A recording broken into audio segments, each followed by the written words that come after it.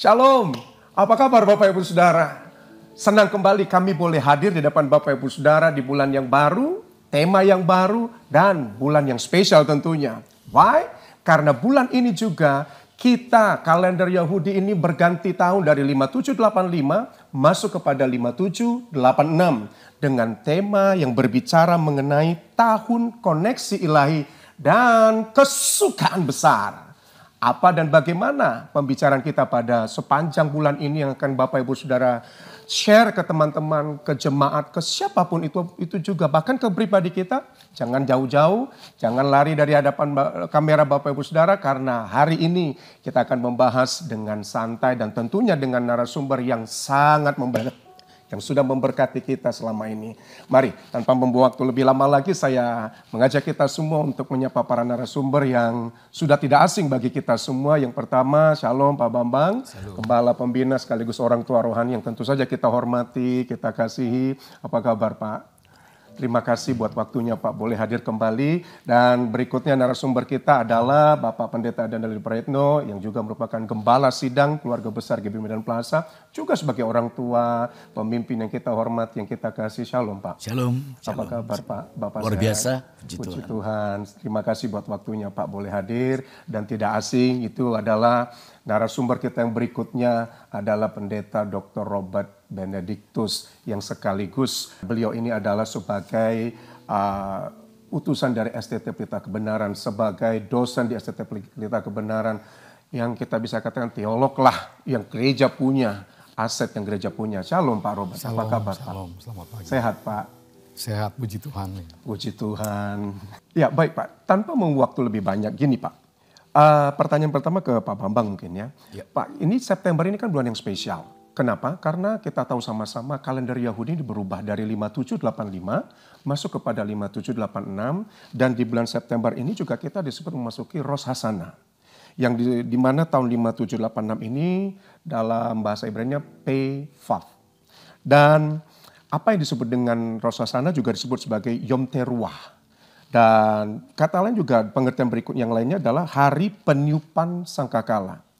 Pak, pertanyaannya gini loh Pak.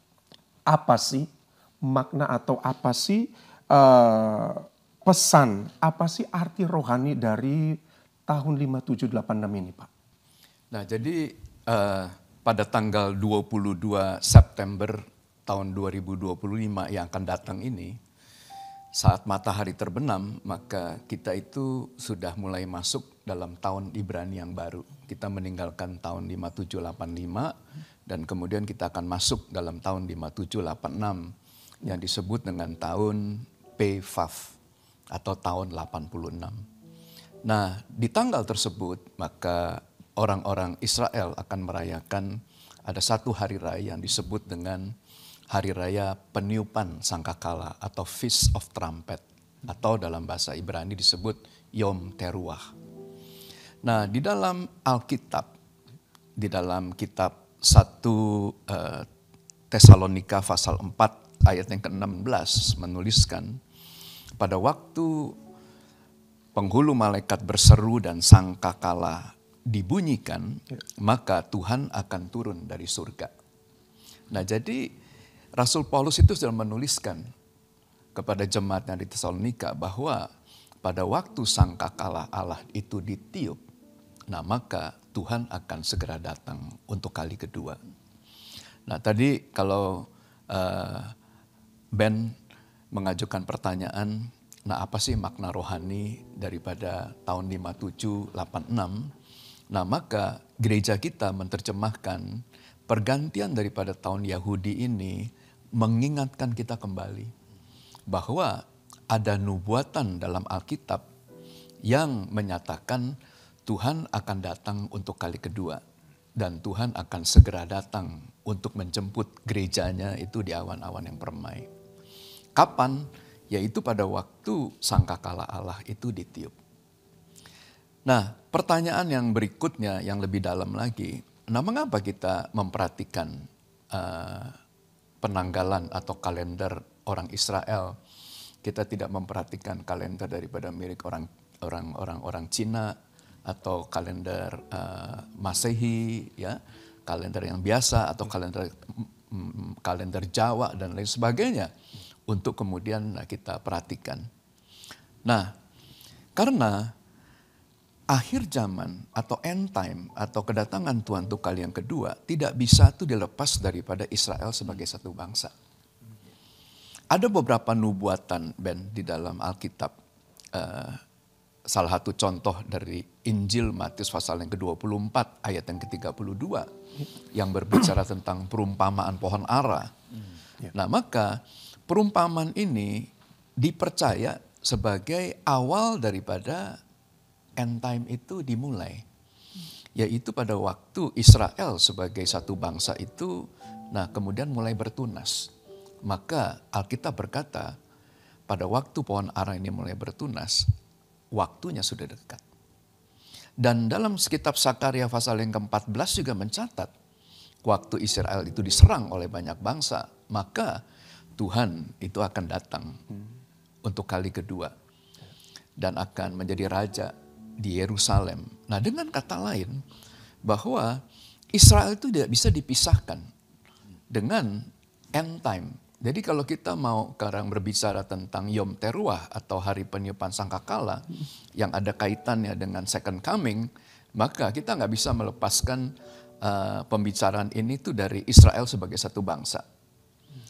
Nah, apa yang sedang terjadi pada hari-hari ini? Saya percaya kita ini sedang mendekati ada satu penggenapan daripada nubuatan-nubuatan yang terdapat di dalam Alkitab. Nah, contoh, di dalam Wahyu pasal yang ke-13 ayat yang ke-16 dan ayat yang ke-17, maka dicatat Antikristus akan mengenakan tanda pada setiap manusia yang tinggal pada hari-hari terakhir, dan tanpa menggunakan tanda itu, maka manusia itu tidak bisa membeli dan tidak bisa menjual segala sesuatu.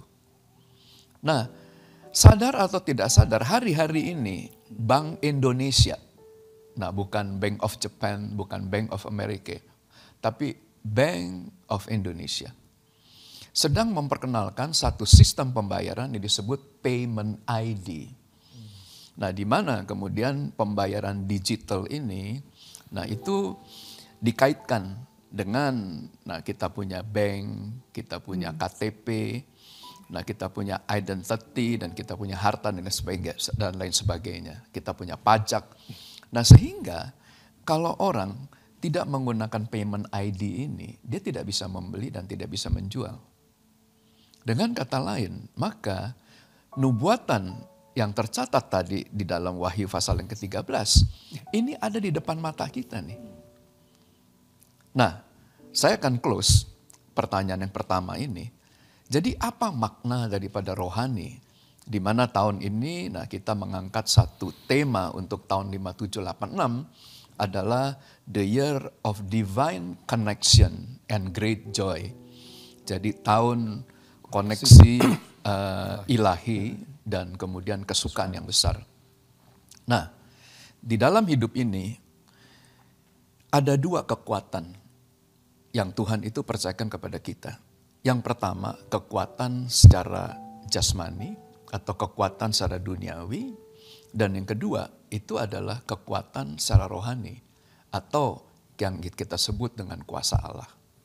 Di dalam 2 Korintus pasal yang ke-10 ayat yang ketiga dan ayat yang keempat berkata, memang kami masih hidup di dunia tapi kami tidak berjuang secara duniawi, karena senjata kami dalam perjuangan bukanlah senjata duniawi, melainkan senjata yang diperlengkapi dengan kuasa Allah yang sanggup untuk meruntuhkan benteng-benteng.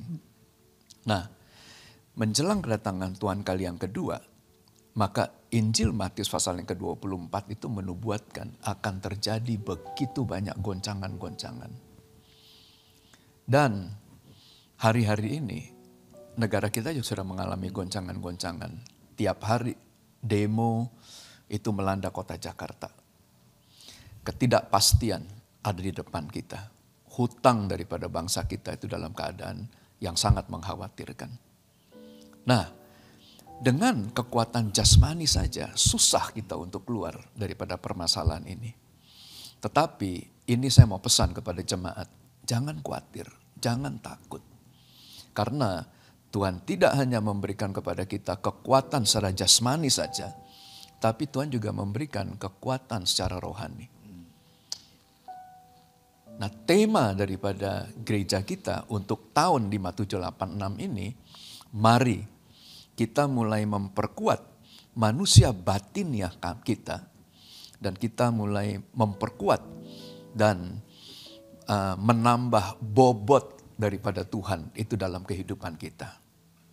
Karena Roma pasal 5 ayat 20 mengatakan, di mana pelanggaran itu bertambah-tambah, maka di situ kasih karunia Allah juga makin melimpah atas kita. Nah, saya berdoa, biarlah di tengah-tengah goncangan seperti ini, kita akan menikmati kasih karunia yang semakin besar dalam kehidupan kita.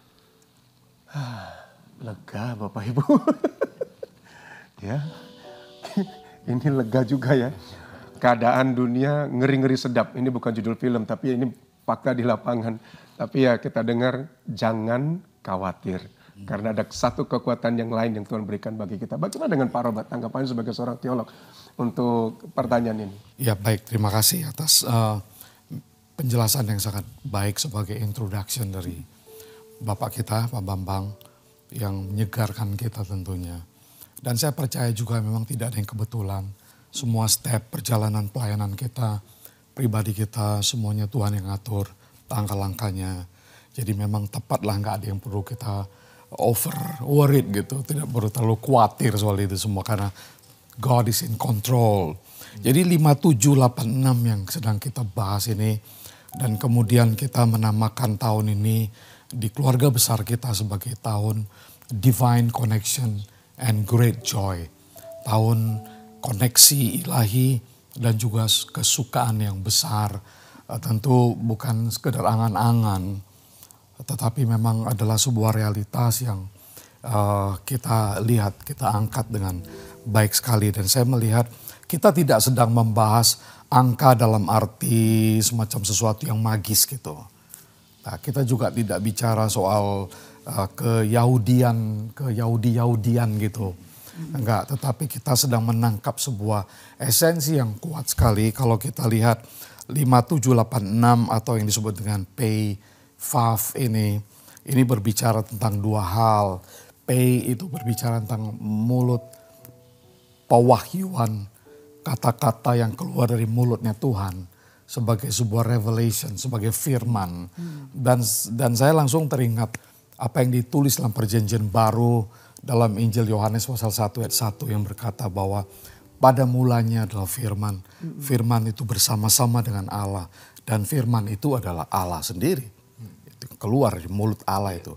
Dan ayat yang sama di buku yang sama, di ayat 14-nya Yohanes 1:14 menulis dengan jelas bahwa firman itu telah menjadi manusia. Dan itulah dialah yang namanya Tuhan kita Yesus Kristus. Dan kemudian Vav tentu dengan simbol seperti paku ya Pak ya. Kait. Ya kait gitu ya.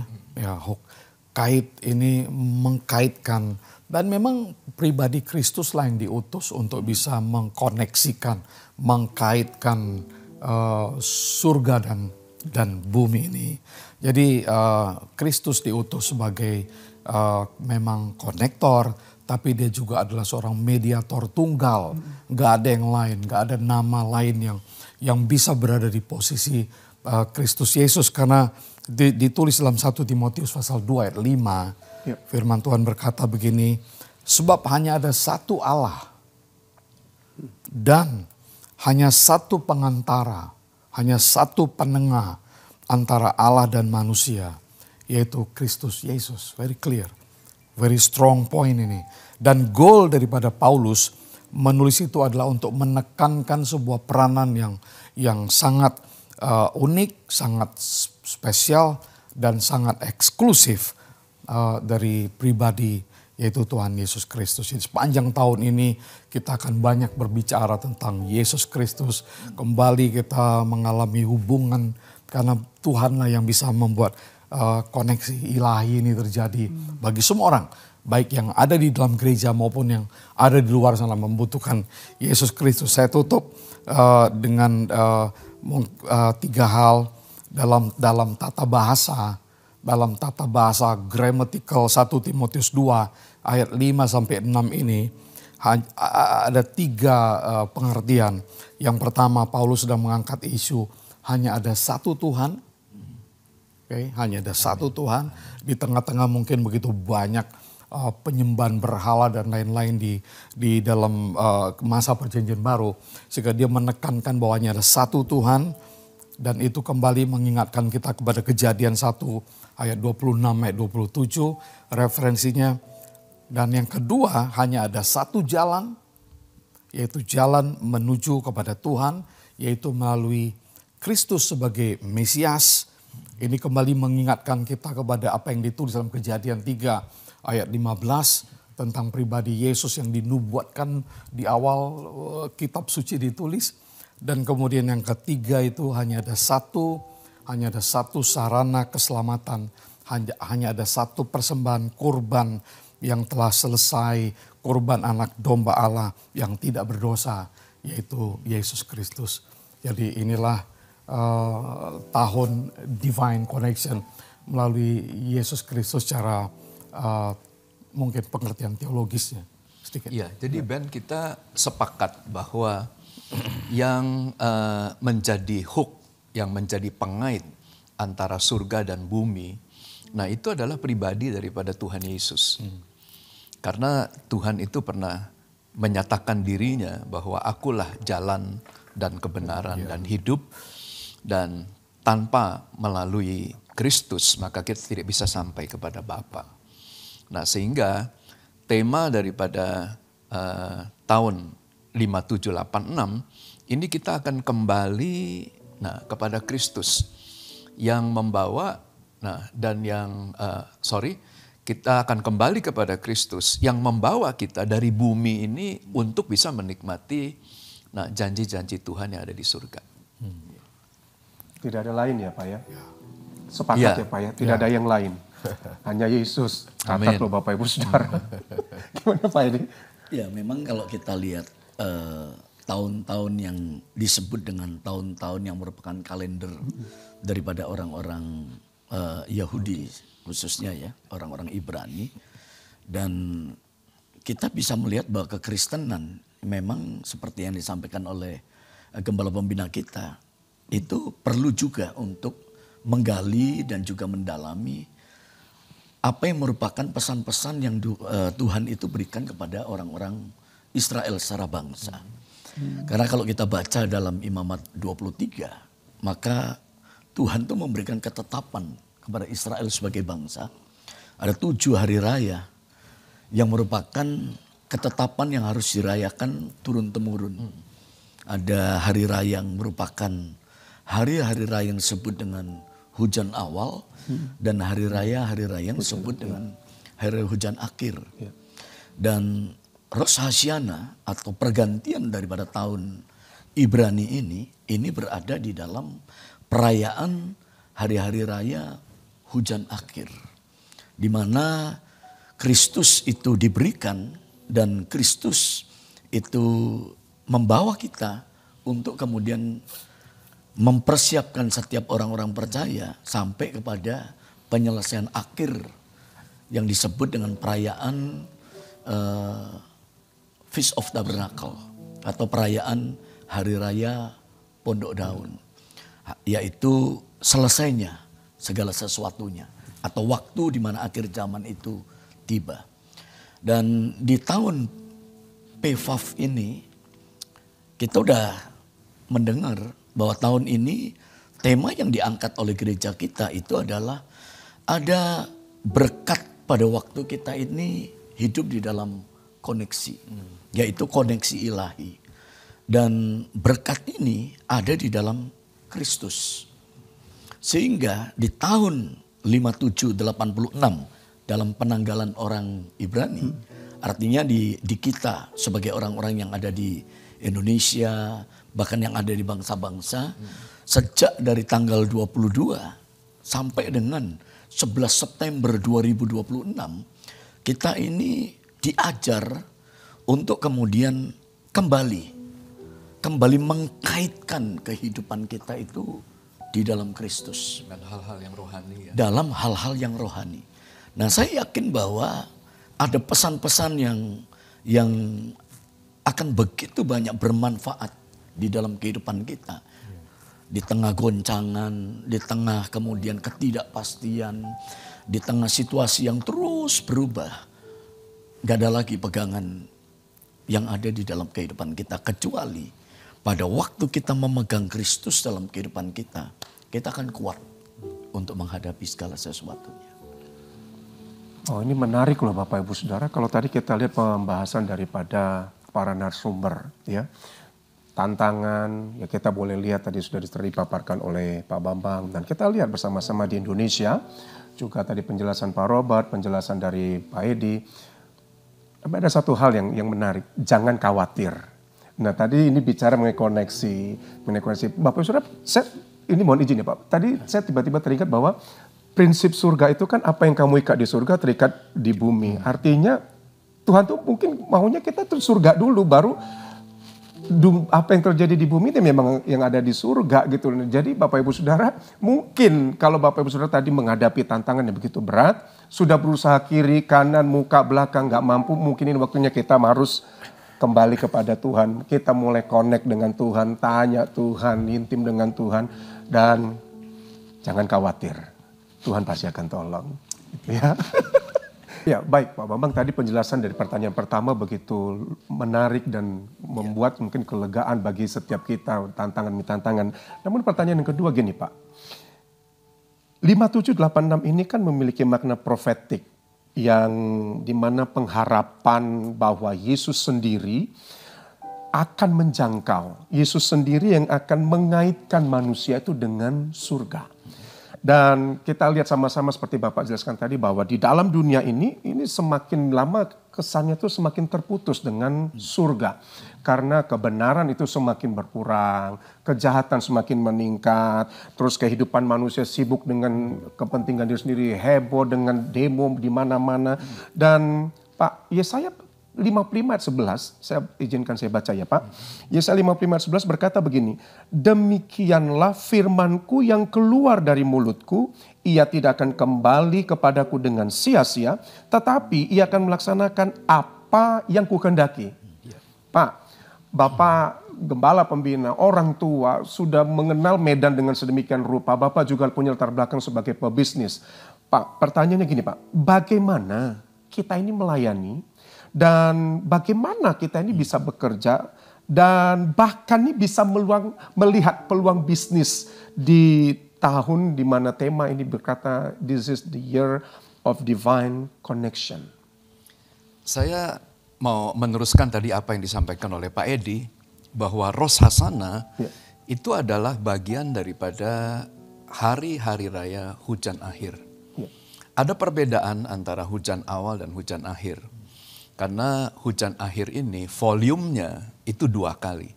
Dibandingkan 2 kali lipat. Dibandingkan dengan hujan awal. Begitu juga dengan besarnya penuaian. Maka di hari raya hujan akhir ini penuaian ini jangkauannya itu akan jauh lebih besar dan akan jauh lebih banyak. Nah, di dalam hidup ini Ben, selalu tuh akan ada peluang. Nah, ada nubuatan dalam Alkitab yang mengatakan bahwa pada hari-hari terakhir Tuhan itu akan membuat perbedaan antara orang yang beribadah dengan orang yang tidak beribadah. Nah, perbedaan yang seperti apa ini? Yang kemudian akan dilihat oleh banyak orang yang menjadi evidence bahwa kamu adalah orang yang beribadah dan kemudian yang lain itu yang tidak beribadah. Nah, saya percaya perbedaannya akan ada di sini. orang yang beribadah, maka dia tetap akan memiliki pengharapan. Di tengah-tengah masa yang sukar, nah dia akan memiliki ketenangan dan kemudian kemampuan, kekuatan untuk keluar daripada permasalahannya. Nah, Alkitab ini ajarkan kepada kita begini, bahwa Tuhan Yesus adalah pokok anggur yang benar. Nah, dan kita adalah ranting-rantingnya. Jadi pada waktu kita melekat dengan Tuhan, maka kita akan berbuah. Tapi pada waktu kemudian kita melepaskan diri daripada hook itu, nah kita kemudian mengandalkan kekuatan kita sendiri. Pada waktu itu kita menjadi kering dan kita akan mati. Nah, dalam keadaan di mana masa-masa yang sukar itu ada di depan kita, siapa yang kita percaya? Nah, kalau saya akan mendorong nih, dan saya akan mengajak seluruh jemaat itu untuk kembali percaya kepada janji Tuhan. Karena ada beberapa ayat yang saya mau angkat. Nah, ini ayat ini adalah ayat yang saya ajarkan kepada anak-anak saya pada waktu mereka masih kecil, masih anak-anak. Di mana saya mengajarkan mereka itu untuk menghafalkan ayat ini di luar kepala. Yaitu yang terambil dalam Mazmur pasal 34 ayat yang ke-11. Yang mengatakan singa-singa muda merana kelaparan. Tetapi orang-orang yang mencari Tuhan tidak kekurangan sesuatu pun yang baik. Nah, saya percaya seperti yang dikatakan oleh Pak Robert tadi, bahwa firman yang keluar dari mulut Allah tidak akan kembali dengan sia-sia. Jadi pada waktu kita dengan sungguh-sungguh mencari Tuhan, maka kita bisa melihat yang lain akan mengalami kelaparan. Tapi kita yang mencari Tuhan pasti tidak akan kekurangan sesuatu yang baik. Ini firman Tuhan gak kembali sia-sia Pak ya? Gak akan kembali dengan sia-sia. Cuman permasalahannya bagaimana tahu tuh firman Tuhan kalau gak dibaca gitu kan Pak? Ya kan? Ya, makanya Bapak Ibu Saudara baca dong. Jangan gitu. Gimana dengan Pak Edi? Iya, saya sepakat dengan apa yang disampaikan oleh Pak Bambang. Ya. Karena memang Alkitab itu mengajarkan kepada kita, carilah dahulu kerajaan Allah dan kebenarannya, maka semuanya akan ditambahkan kepadamu. Dalam dunia ini ada berkat yang kita itu peroleh dengan cara mati-matian untuk bisa mendapatkannya. Tapi ada berkat yang memang pada waktu kita kemudian mengerjakannya, itu disertai oleh Tuhan, dan berkat inilah yang merupakan berkat yang berasal dari Tuhan. Di tahun yang dijuluki dengan berkat dari surga, atau tahun yang dijuluki dengan tahun ada koneksi antara surga dan bumi. Waktu kita melekat, maka kita akan melihat berkat-berkat yang seperti inilah yang akan muncul. Dan bagi teman-teman juga yang ada di dunia usaha, bagi teman-teman juga yang kemudian ada di dunia kerja, memang kita melihat bahwa goncangan itu luar biasa. Tapi pada waktu kita mengikatkan diri kita dengan kait itu dikaitkan, maka kita akan berbeda. Karena saya yakin bumi ini, dunia ini akan dialiri dengan berkat-berkat yang luar biasa untuk orang-orang yang tadi disampaikan oleh Pak Bambang, yang datang dan beribadah kepada Tuhan. Gimana Pak Robert? Ya, saya percaya sekali Tuhan gak berubah. Walaupun dunia kita sedang bergoncang dan banyak perubahan, tapi Tuhan gak pernah berubah, dan itu apa juga dikatakan oleh firman Tuhan kan. Yesus Kristus tidak berubah dahulu, sekarang, dan sampai selama-lamanya. Jadi ketika kita berbicara tentang divine connection, koneksi ilahi dengan Tuhan, saya percaya ada berkat khusus juga akan Tuhan curahkan. Apalagi kita umat Tuhan akan lebih banyak fokus, konsentrasi, baik kita mengajar, baik kita melayani, baik dalam kehidupan kita sehari-hari, kita bergantung pada Tuhan. Jadi sebenarnya dari pertanyaan yang kedua, bagaimana Kalau saya pikir nggak ada yang berubah, yang penting kita konsisten ya. Kita konsisten dan malah sebenarnya ini menjadi sebuah faktor yang akan memotivasi kita untuk lebih melekat kepada Kristus sebagai pokok dari kehidupan iman kita. Jadi nggak ada yang berubah, kita harus konsisten, kita harus banyak baca seperti tadi Ben katakan, baca firman, merenungkan firman, melakukan firman dalam kehidupan kita. Saya kutip 2 ayat 1 perjanjian lama dari kitab Mazmur janji Tuhan nih. Mazmur 46 ayat 2 dan 3 yang berkata bahwa Allah itu bagi kita tempat perlindungan. Jadi mau kemana lagi, kita tetap punya satu harapan. Ya, jadi Allah bagi kita tempat perlindungan dan kekuatan sebagai penolong dalam kesesakan sangat terbukti. Very clear. Ini salah satu aja ayat, padahal begitu banyak janji yang lain. Ini satu ayat lagi dalam Yohanes 16:33 berkata, dalam dunia kamu menderita penganiayaan, tetapi kuatkan hatimu. Itu dari kita harus kuat ya. Sebab ini indah sekali, Tuhan Yesus berkata, aku telah mengalahkan dunia. Jadi dia konektor, dia mediator, dia pemenang, dia telah mengalahkan dunia.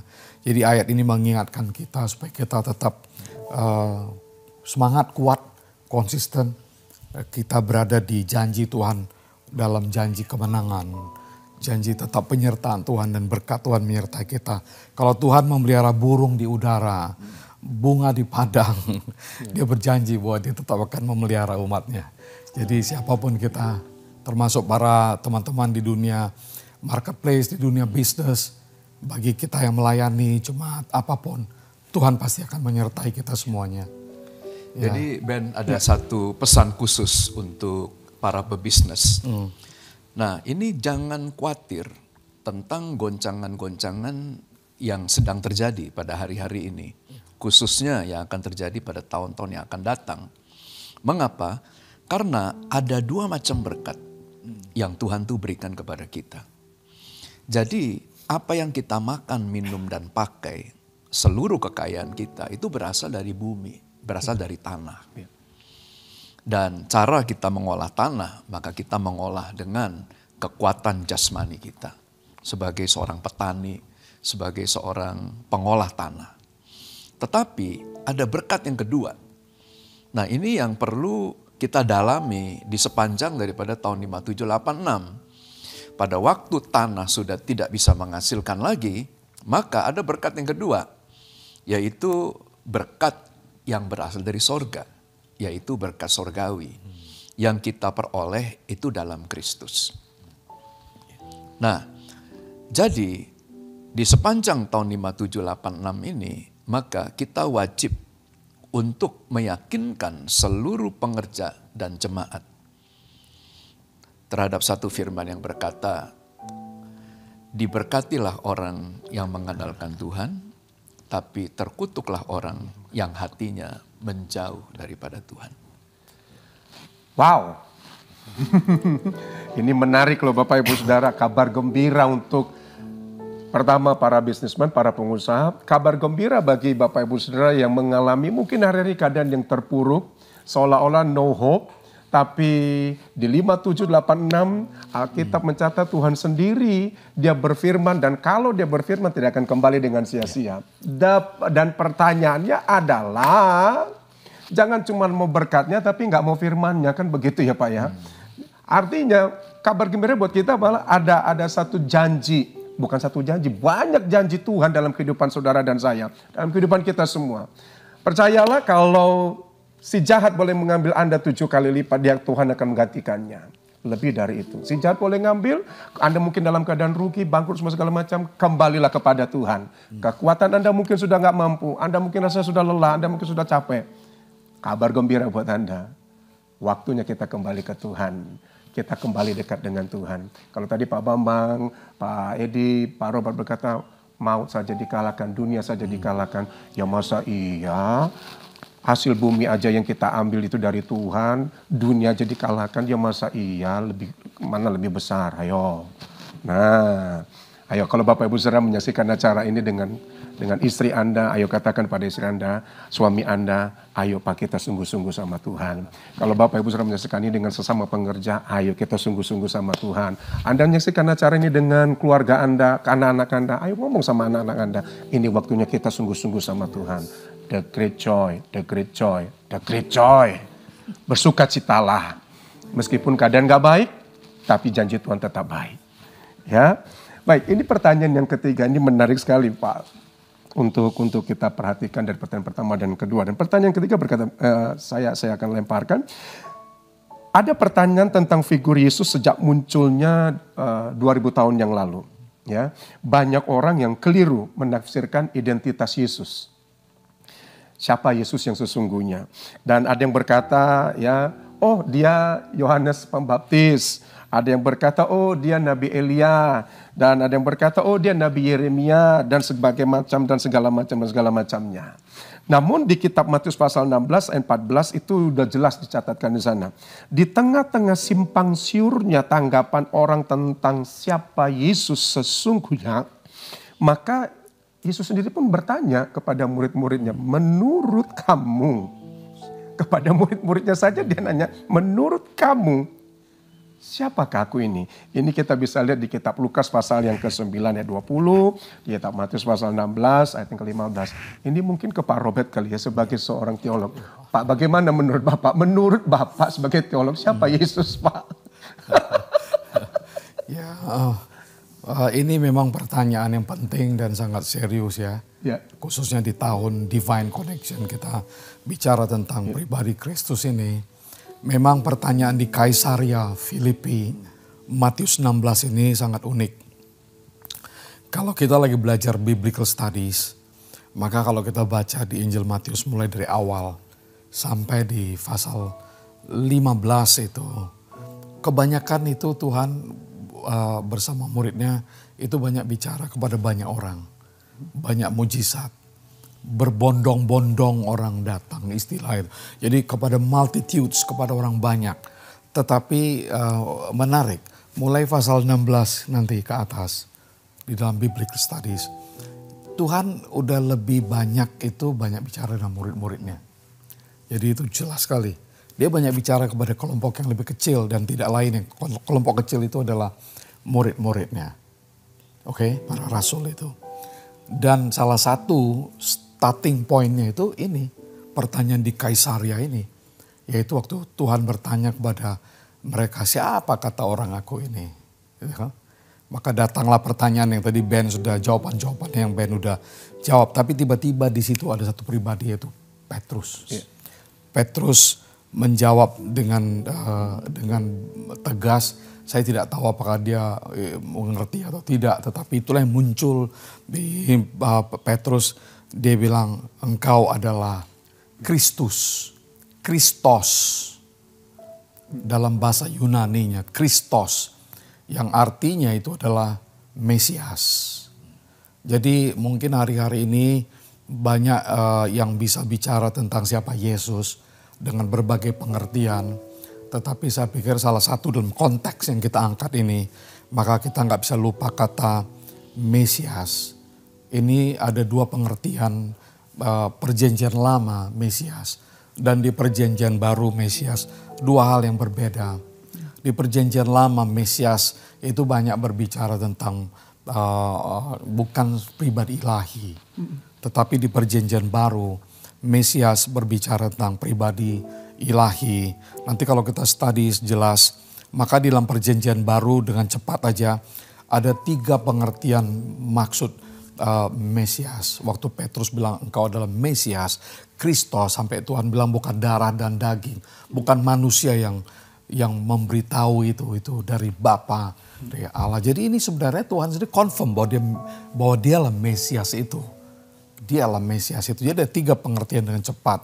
Satu, Mesias dalam perjanjian baru itu bersifat rohani, bukan bersifat politis.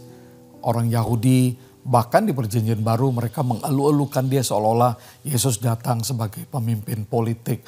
Pemimpin yang akan membebaskan mereka dari penjajahan. Tapi Yesus bukan datang sebagai pemimpin politik. Dalam perjanjian baru Yesus datang sebagai Mesias, pemimpin rohani. Itu satu.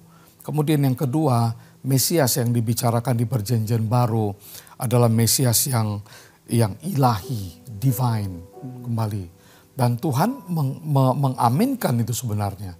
Bahwa dialah Mesias yang dibicarakan oleh Petrus. Dan memang Mesias datang ke dalam dunia ini dalam wujud manusia. Oke, tetapi pada dasarnya kalau kita melihat bahwa di dalam Kristus, Yesus Kristus, dia ada keilahiannya. Dia melakukan hal-hal yang tidak bisa dilakukan oleh manusia yang biasa. Oke, ada ayat-ayatnya yang bisa kita baca. Kemudian yang ketiga, Mesias yang dibicarakan di dalam perjanjian baru adalah Mesias yang mati demi pengampunan dosa manusia. Artinya tidak ada Mesias yang bisa mengaku diri Mesias selain Yesus Kristus yang mati dan mengampuni dosa manusia. Dan ini menggenapi apa yang ditulis oleh Yesaya pasal 53. Ini benang merahnya. Oke, yang keempat, yang terakhir nanti akan disambung oleh bapak-bapak kita. Mesias yang dibicarakan di dalam perjanjian baru itu bukan orang lain, yaitu Yesus Kristus sendiri. Oleh karena itu Tuhan Yesus berulang kali mengatakan bahwa dia Mesias yang dijanjikan itu. Inilah 4 fakta pengertian Mesias di dalam perjanjian baru dan tentu menjadi dasar pandangan kita sebagai orang Kristen. Jadi mungkin di tahun ini akan banyak hal-hal seperti ini yang akan kita sampaikan dan menambah wawasan, pengertian dan juga membangun iman jemaat khususnya tentang hal ini. Terima kasih. Terima kasih Pak Robert. Bagaimana mungkin Pak Edi? Dari saya ingin baca satu ayat dari Galatia 3 ayat yang ke-13 itu. Kristus telah menebus kita. Tadi sudah disampaikan mengenai Kristus. Kristus telah menebus kita dari kutuk hukum Taurat dengan jalan menjadi kutuk karena kita. Sebab ada tertulis, terkutuklah orang yang digantung pada kayu salib. 14, Yesus Kristus telah membuat ini supaya di dalam Dia berkat Abraham sampai kepada bangsa-bangsa lain, sehingga oleh iman kita menerima roh yang telah dijanjikan itu. Jadi tadi Pak Robert sampaikan bahwa Kristus atau Yesus dari apa yang dijawab oleh Petrus itu adalah Mesias yang kemudian mengikatkan kita kembali dengan surga. Tetapi jangan lupa juga dalam kitab Wahyu, dia akan datang untuk yang kedua kalinya nantinya. Gimana Pak Bambang? The false understanding will bring you to the false truth. Yang artinya adalah pengertian yang salah tentang Kristus itu akan membawa kita kepada kebenaran yang salah. Jadi ada satu contoh dalam Alkitab, yaitu contoh daripada seorang hamba yang memiliki 1 talenta. Yang satu memiliki 2 talenta dan yang lain memiliki 5 talenta. Nah, yang 1 talenta ini memiliki satu pengertian yang salah, the false understanding. Di mana dia mengenal tuannya sebagai tuan yang kejam, tuan yang bengis, yang selalu menuai di tempat di mana dia tidak pernah menabur. Dan apa yang terjadi? Maka hamba yang satu ini yang memiliki pengertian yang salah, dia tidak melipat gandakan talentanya. Nah, sehingga waktu Tuhan datang untuk kali yang kedua, maka dia disingkirkan dan dia kemudian saudara terbuang. Nah, apa yang tadi disampaikan oleh Pak Robert itu penting. Sehingga Tuhan itu sendiri bertanya kepada murid-murid, menurut kamu siapakah aku ini? Nah, ini berbicara soal pengenalan. Gereja kita adalah gereja yang dipakai oleh Tuhan itu dalam bidang pujian dan penyembahan. Nah, dari mana sih penyembahan itu dimulai? Penyembahan itu dimulai dari pengenalan. Karena Tuhan berkata kepada perempuan Samaria ini, nah, kamu menyembah Allah yang tidak kamu kenal, tetapi kami menyembah Allah yang kami kenal. Karena barang siapa yang mau menyembah Bapa, harus menyembah Bapa dalam roh dan kebenaran. Nah, saya mau sambung tadi apa yang disampaikan oleh Pak Robert mengenai arti daripada Mesias. Jadi, benar, arti daripada Mesias itu diambil dari yang diurapi, the anointed one. Nah, jangan lupa Ben, bahwa di dalam 1 Yohanes pasal yang kedua ayat 20 dan ayat 27, nah saya percaya kita sebagai gereja juga diurapi. Kenapa? Karena gereja itu adalah tubuh daripada Kristus. Jadi kan gereja itu melekat dengan Kristus yang adalah Mesias. Nah, sehingga di dalam 1 Yohanes pasal yang kedua ayat yang ke-27 berkata, oleh sebab itu kamu tidak perlu diajar. Karena nanti pengurapan yang ada dalam kamu, nah itu yang akan mengajar kamu. Nah, kata pengurapan yang ada dalam ayat yang ke-27 berbeda dengan kata pengurapan yang ada di dalam ayat yang ke-20. Karena kata pengurapan yang ada dalam ayat 27 itu menggunakan kata krisma. Jadi yang artinya adalah minyak yang berasal daripada Roh Kudus. Jadi ayat 27 mengatakan ada satu pribadi nanti di dalam kamu yang akan mengajar kamu. Siapakah dia? Nah, dia adalah Tuhan Yesus. Dia adalah Roh Kudus, pribadi daripada Roh Kudus yang akan mengurapi gereja. Nah, ini untuk mengerti pengajaran-pengajaran yang ada. Nah, problemnya Ben, ada dua macam pengetahuan yang ada di muka bumi ini. Yaitu pengetahuan yang pertama yang membuat orang itu bisa menjadi sombong. Di dalam 1 Korintus 1 ayat yang ke-18. Tetapi ada kemudian pengetahuan yang kedua yang bisa membuat orang itu merasa dibangun dengan pengetahuannya. Nah, saya percaya jadi pengajaran yang lahir dari Roh Kudus selalu akan membangun dan tidak membawa perpecahan. Nah, hari-hari ini banyak orang yang mengaku dirinya apologet. Tetapi isi daripada khotbahnya bukan membangun, bukan membawa damai, bukan membawa pemulihan, bukan membawa ketenangan, tapi justru membawa perpecahan. Saya kira ini kita mesti review lagi. Karena jangan lupa bahwa tugas daripada Mesias atau tugas daripada gereja yang merupakan tubuh daripada Mesias itu adalah membawa pemulihan dan kelepasan. Nah, Rasul Paulus berkata begini di dalam Filipi pasal yang ketiga ayat yang ke-8, malahan segala sesuatu kuanggap rugi karena pengenalan akan Kristus Yesus Tuhanku lebih mulia daripada semuanya. Oleh karena dialah aku telah melepaskan semuanya dan menganggapnya sampah supaya aku memperoleh Kristus. Nah, jadi gini, khotbah-khotbah dari mimbar ini harus kemudian memperhatikan hal ini. Karena Paulus itu adalah seorang ahli Taurat, tetapi pengetahuan dia tentang hal-hal yang religius mengotori tangannya. Karena Taurat berkata jangan membunuh. Tetapi sejarah mencatat kematian daripada Stefanus itu adalah karena ulah dia. Tangannya berlumuran darah. Juga pada waktu dia masuk ke dalam kota Damaskus, Nah, maka dia membawa surat perintah untuk membunuh pengikut Kristus. Nah, tipe khotbah seperti ini atau pengertian yang seperti ini hari-hari ini itu mesti hilang. Nah, bagaimana? Yaitu kita mulai melekat dengan Kristus. Mulai melekat dengan Mesias.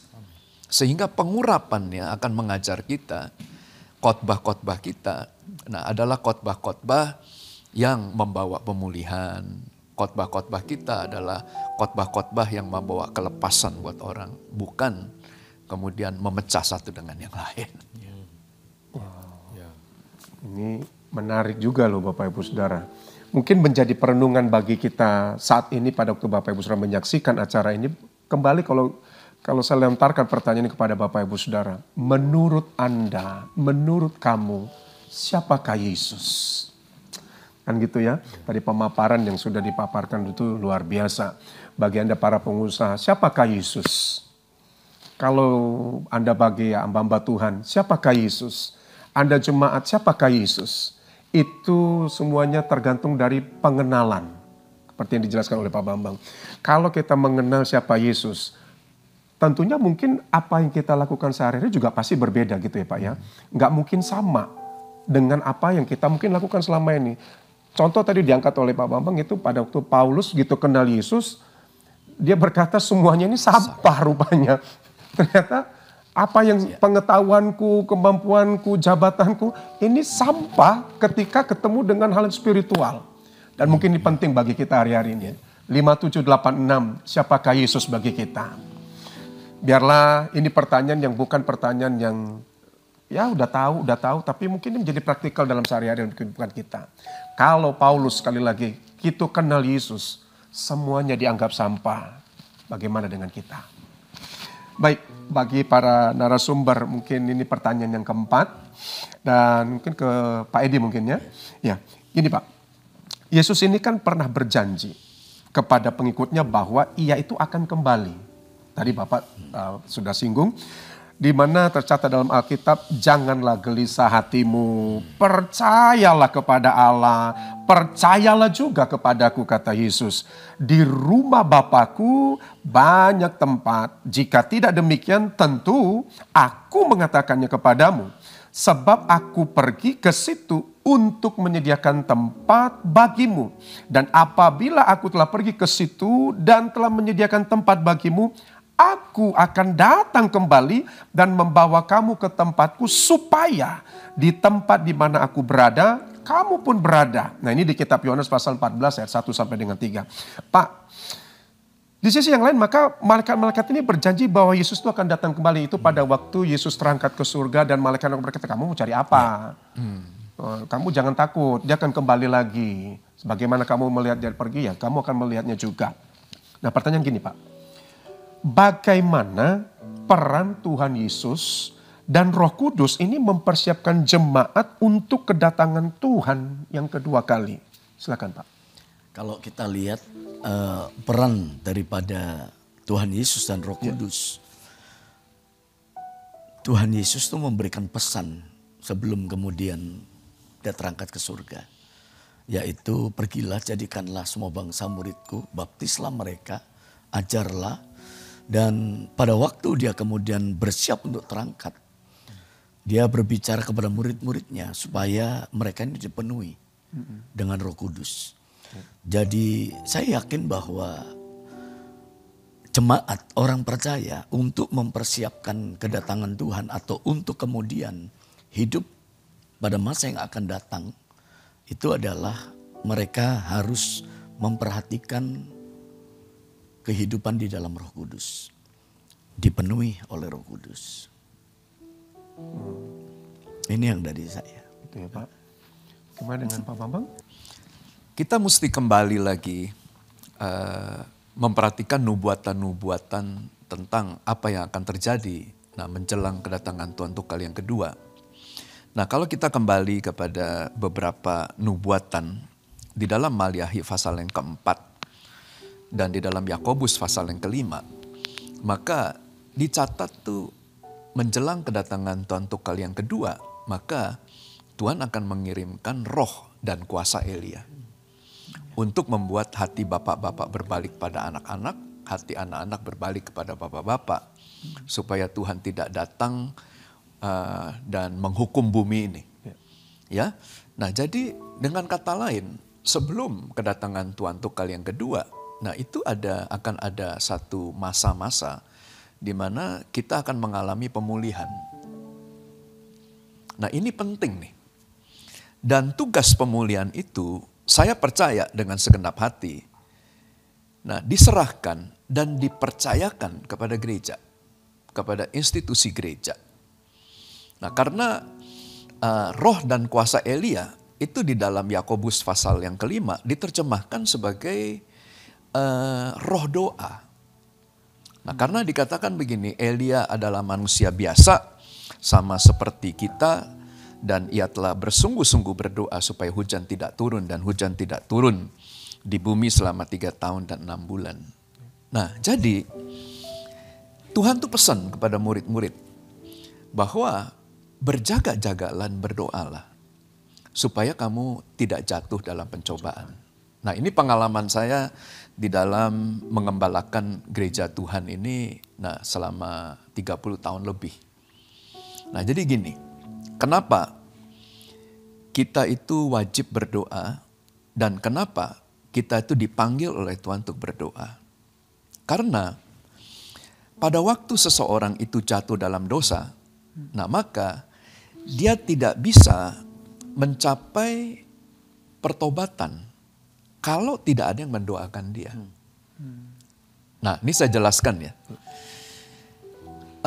Di dalam Yeremia pasal yang kelima ayat 25, maka dosa itu disebut penghalang dan dosa itu disebut penghambat.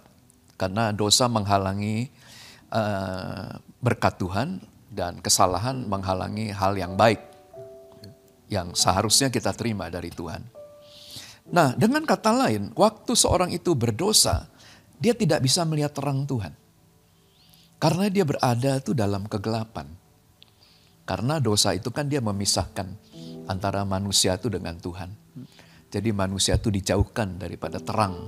Nah sehingga dia gelap. Nah dalam keadaan gelap ini, maka dia tidak bisa menemukan pertobatan. Karena Alkitab berkata begini, kita perlu kehadiran daripada Roh Kudus. Karena Roh Kudus yang akan mengingatkan kita akan dosa. Jadi sebelum sekarang ada terang yang penetrasi daripada orang yang hidup dalam dosa ini. Nah, dia tidak bisa bertobat. Oleh sebab itu dalam 1 Timotius pasal yang kedua, nah maka Paulus berkata, berdoalah buat semua orang supaya mereka diselamatkan. Nah, jadi kalau kita ditanya bagaimana cara kita mempersiapkan ini umat sehingga layak untuk menyambut Tuhan untuk kali yang kedua. Nah maka gereja wajib berdoa. Nah oleh sebab itu gereja kita itu membuka waktu-waktu dan ruang-ruang berdoa itu begitu banyak. Dari mulai hari Selasa kita membuka menara doa, hari Rabu ada kebaktian tengah minggu, hari Kamis kemudian ada kebaktian WBI, hari Jumat ada family altar, hari Sabtu kemudian ada menara doa, dan ada menara doa kita 24 jam dan ada rumah-rumah doa yang kita bangun. Nah di mana jemaat itu bisa berdoa supaya penghalang dan penghambat yang menghalangi dan menghambat berkat Tuhan atau keselamatan, nah ini diangkat.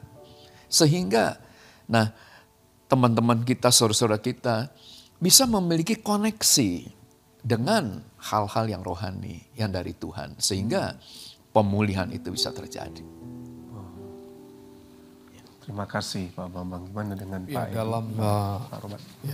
Dalam Injil Yohanes, Tuhan Yesus juga menyampaikan sesuatu pesan yang sangat penting sekali. Yaitu dia berkata bahwa setelah dia pergi, dia berkata bahwa penghibur, Roh Kudus yang akan diutus oleh Bapa dalam namaku, dia yang akan mengajarkan kamu segala sesuatu. Jadi memang dalam tahun ini khususnya, walaupun kita sebenarnya sudah berjalan seperti itu, tapi khususnya ini menjadi sebuah reminder dalam tahun divine connection ini kita ingatlah hal-hal seperti ini, yaitu untuk datang dekat dengan Kristus, untuk juga mendekatkan diri dalam pelayanan kita dengan kuasa Roh Kudus, karena Dia yang mengajarkan segala sesuatu kepada kamu, dan dikatakan Dia akan mengingatkan kamu semua yang telah kukatakan kepadamu. Jadi sebenarnya ada satu keharmonisan yang luar biasa ketika kita berdoa baik kepada Kristus maupun kita mungkin datang kepada Roh Kudus. Dan jangan lupa lagi bahwa Roh Kudus memperlengkapi kita dengan karunia-karunia yang begitu dahsyat, yang begitu luar biasa, memakai kita menjadi pribadi-pribadi yang menjadi berkat dimanapun kita berada melayani. Bukan hanya dalam konteks gereja lokal, tapi juga di dalam dunia usaha, dalam dunia kerja, di marketplace kita pasti akan menjadi yang berbeda. Kemudian Yohanes 15 juga berkata begini, jika penghibur yang akan kuutus dari Bapa datang, yaitu roh kebenaran yang keluar dari Bapa, dia akan bersaksi tentang aku.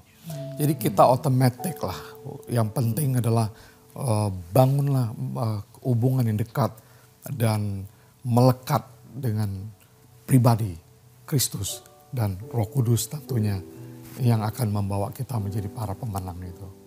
Ya, ada tanggapan lagi Pak ini? Cukup. Ini luar biasa loh Bapak Ibu Saudara.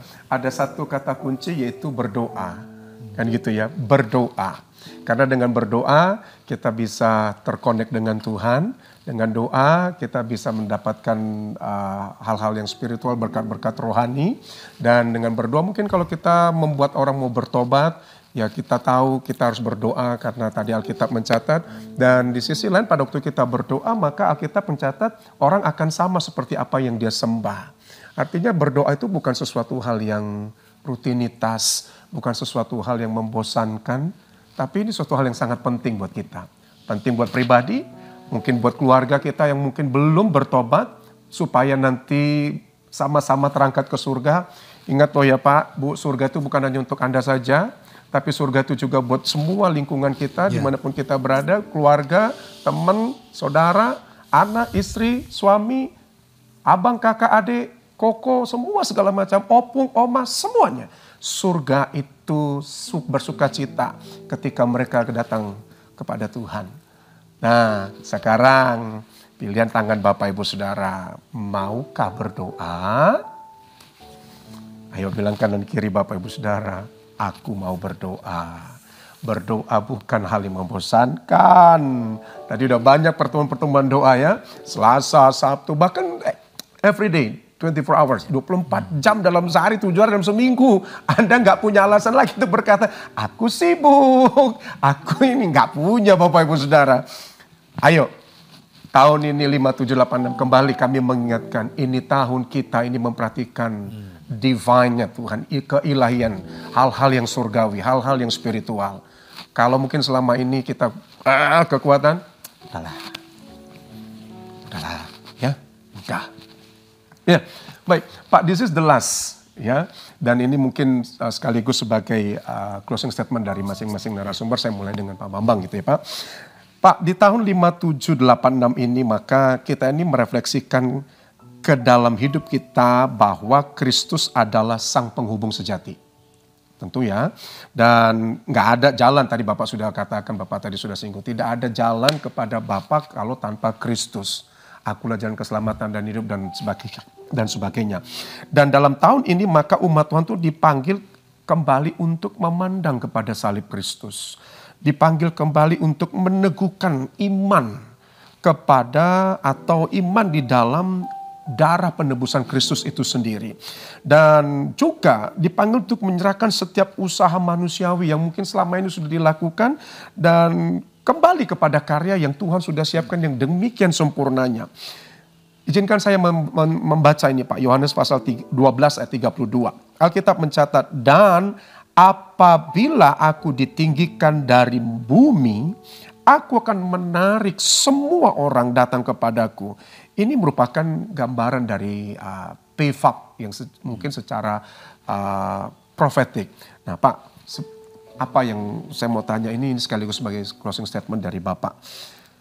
Apa sih Pak sebagai gembala, orang tua, pesan Bapak kepada kami anak-anak Bapak, kepada pendengar yang pemirsa yang menyaksikan acara ini, apa yang menjadi pesan Bapak, apa yang menjadi kesan yang Bapak ada dalam hati Bapak untuk kami semua?